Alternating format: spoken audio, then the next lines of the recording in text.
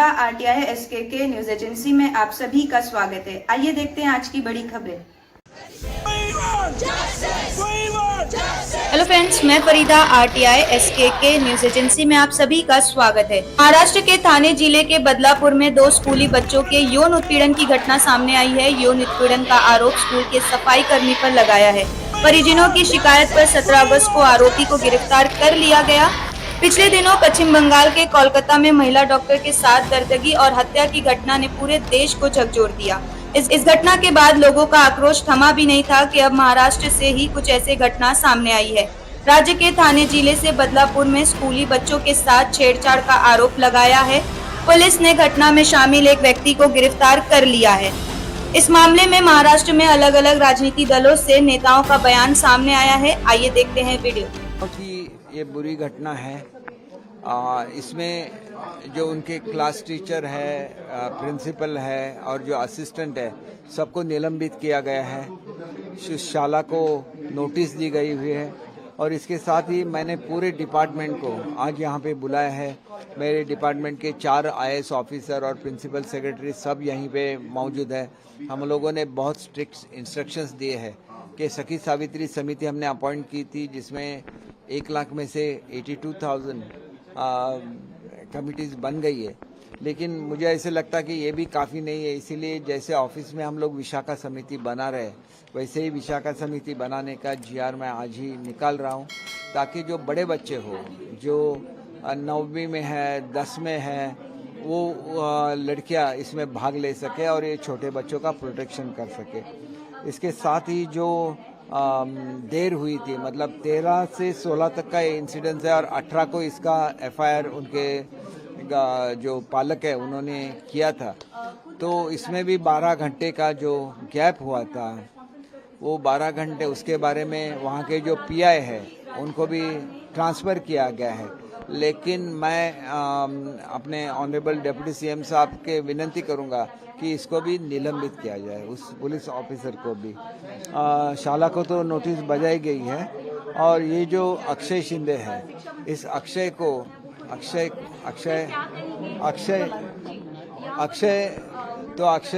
के खिलाफ 74, 75, 76 ये sub section लगाए गए। अगर उसको प्रूव करे तो 13.5 साल के लिए उसको सजा हो जाएगी। इसके लिए भी मैं स्पेशल कोर्ट में हम लोग जाएंगे और फास्ट ट्रैक कोर्ट में और स्पेशल प्रोसिक्यूटर पे देंगे। पूरे देश में रोजाना कुछ न कुछ सुनने में आ रहा है कि रेप केसेस, मर्डर केसेस और सेक्सुअल असॉल्ट खासतौर से महिलाओं के साथ बहुत ज़्यादा हो रहा है और ये हमारे लिए शर्म की बात है। मैं सरकार से मांग करना चाहता हूँ, इसको रोकना है ना तो फांसी की सज़ा सरेआम दी जाए और सख्त से सख्त सज़ा दी जाए। किसी की जमानत नहीं होना चाहिए। ये देश की बदनामी है। और जिन बच्चों का जिनके साथ ये जिनका रेप हो रहा है उनको 1 करोड़ रुपया मुआवजा देना चाहिए सरकार को, ताकि सरकार को भी लगे कि हाँ, इस पर सख्त कानून बनाया जाए। किसी की जमानत नहीं होना चाहिए और ये निर्देश जाना चाहिए देश में कि अब सरकार जो है ना इन मामलों में बहुत सख्त है। 14 की घटना हुई है वो बहुत ही गंभीर है। वहाँ पर जिस प्रकार से 2 बच्चियों के साथ वहाँ के एक सफाई कर्मी ने एक प्रकार से कुकर्म करने का प्रयास किया या कुकर्म किया है, ये बहुत ही गंभीर इस प्रकार की बात है और हम इसकी बहुत ज़्यादा निंदा करते हैं। और राज्य सरकार ने इस मामले में एक SIT का निर्माण किया है। IG लेवल की महिला अधिकारी को SIT का प्रमुख बनाया गया है।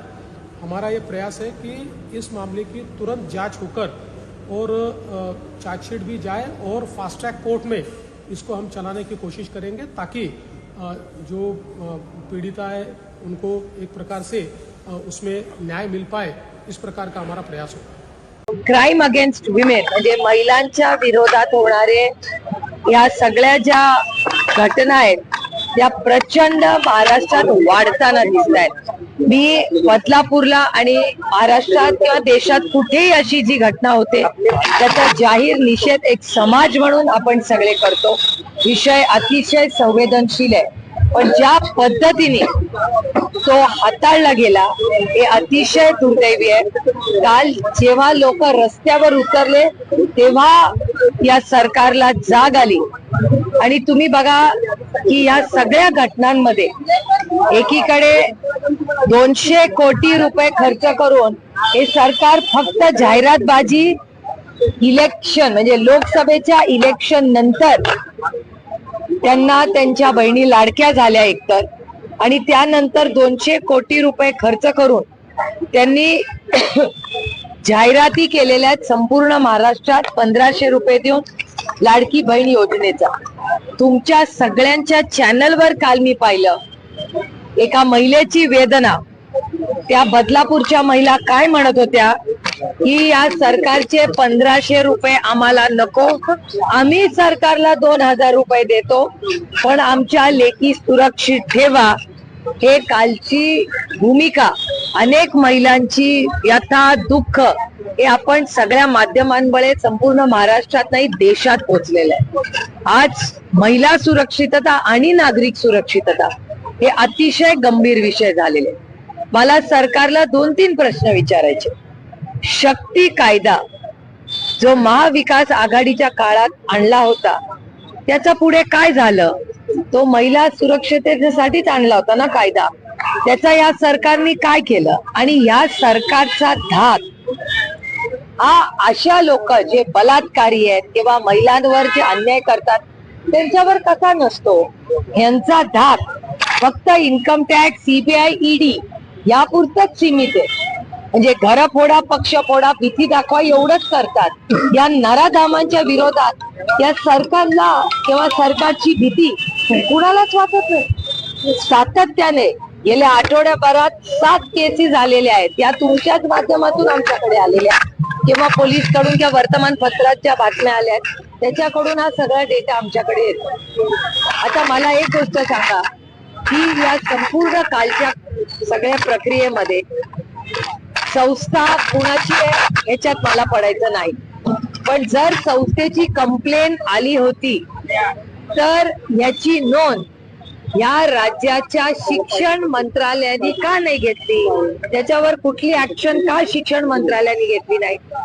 जेव्हा आंदोलन झालं तेव्हा शिक्षण मंत्री जागे झाले.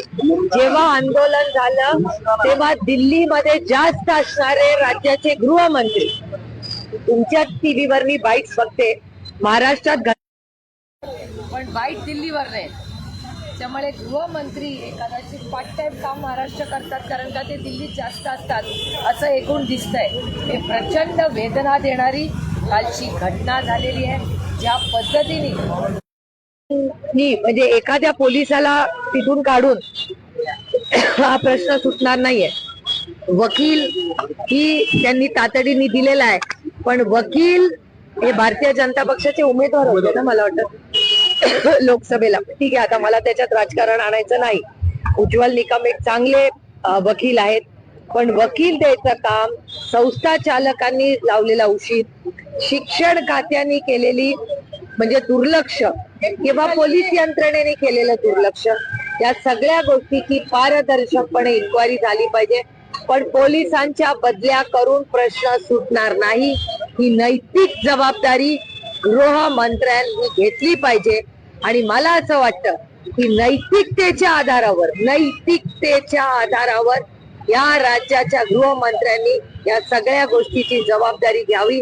त्या बिचाऱ्या पोलिसाच्या मागे लावून बदल्या करून गृहमंत्र्याची जबाबदारी सुटत नाही. या सगळ्या कृती आणि एक नाहीये, अनेक दिवस मी म्हणते की महाराष्ट्रात क्राईम वाढतोय. महाराष्ट्राच्या गृहमंत्र्यांनी राजीनामा दिला पाहिजे. महिला आयोग, महिला आयोग, महिला आयोग, बिगारी सरकार, बिगारी सरकार, बिगारी सरकार, बिगारी सरकार, राजीनामा द्या, राजीनामा द्या. क्या आपका एनजीओ है और काम करने के लिए डोनेशन चाहिए, लेकिन 1280G सर्टिफिकेट नहीं होने की वजह से डोनेशन नहीं मिल पा रहा है? तो आप RTI SKK एजेंसी से संपर्क करें. RTI SKK एजेंसी से संपर्क करके 1280G सर्टिफिकेट बनवा सकते हैं.